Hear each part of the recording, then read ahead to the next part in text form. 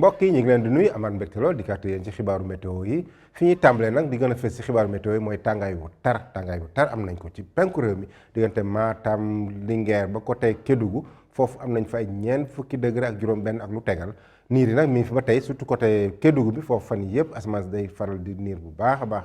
par yenn saa yi sax ñu am ay taw yu xaw a sew diggante Salémata ak Saraya ñu xool nag niir yooyu nu muy demee ci Afrique sowu jant Afrique de l'Ouest boobu niir yi muy demee wala xoolee diggante Sénégal bi côté bët gànnaar bi bët Saalum bi foofu niir yi bëriwuñu mais côté penku bi la ñu am ay niir yoo xam ne day jógee Mali daal di wàlli jógee ci ñaari Guinée yi daal di xaw a ëpp tuuti ñu am ay niir yoo xam ne nañ ko am ci région de Kédougou boobu ci département Saraya Kédougou ba côté département Salémata ñu xool nag guddi gi aba suba gi nan la ñuy am ci seddaay bi seddaay guddi gi kat fi ñu koy amee mooy Ndar na am fukki degré ak juróom-ñeent moom ak Ndakaaru na am ñaar fukki degré benn daanaka Ndar sax mooy gën a tàng Ndakaaru mooy gën a féex Ndakaaru ci guddi gi Mbuur na am fukki degré ak juróom-ñeent Thiès am ñaar fukki degré ak benn ñaar fukki degré ñett ba ñaar fukki degré juróom ñu am ko ci gox-goxaan yu bëri ci digg réew mi côté Saalum bi ak côté Sine bi foofu yëpp ñaar fukki degré juróom la ñuy am tey ci guddi gi bu ñu yéega ba ci kaw nag ñaar fukki degré juróom-ñett ñu am ko Kaffrine ñaar fukki degré juróom-ñaar ñu am ko Kolda mais raw gàddu kat ñu ngi koy am fële ca Kédougou na am fanweer degré ak ñeent guddi gi daanaka na tàng bu baax ci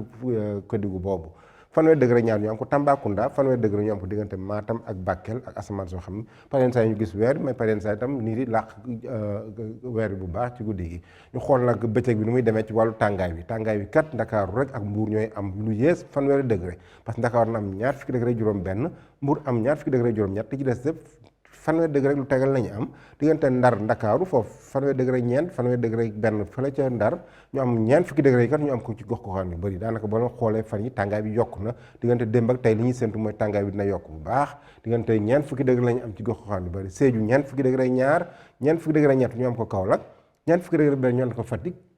ñeent fukki degré juróom benn ñu am ko fële ca Kaffrine loolu daanaka li ñu koy am bëriwul mais bi yoon ñeent fukki degré juróom benn nañ ko am Kaffrine nañ ko am Matam nañ ko am Bakel foofu tàng na tàng lool ci bëccëgu suba gi donc ñeent fukki degré ñaar ñu am ko Tambacounda ñeent fukki degré ñett tam ñu am ko Kédougou ak asamaan soo xam dina am ay niir yu takku nañ ko am ci région de Kédougou boobu parce que par yenn saa sax ñu am ay wis par yenn saa ci gox bi diggante frontière Mali bi ak frontière Guinée bi foofu asamaan si dina niir bu baax par yenn saa nag ñu am ay niir ci côté Casamance bi ak ay asamaan soo xam dina fenk bu baax ci wàllu jant bi donc boo leen xoolee tàngaay bi dafa ubbale màcce est bi yëpp maanaam penk bi yëpp ba côté Kédougou fii xaw a am péex rek am péex bu xaw a yem loolu li koy waral mooy ngelaw yi nga xam ne upp jógee ci géej gi loolu moo waral loolu donc mbokk yi ñu tënkaat ko tuuti rek xamal leen tàngaay bi ba tey koor gi jeex na sama mbokk njóobeen ni mais ñi nga xam dañuy gunge koor googu nañ bàyyi wàll xel bu baax ci tàngaay boobu surtout mi ngi am ci booli penku réew mi donc loolu lañ leen doon tey di leen dig daje ba suba ak jàmm wasalaam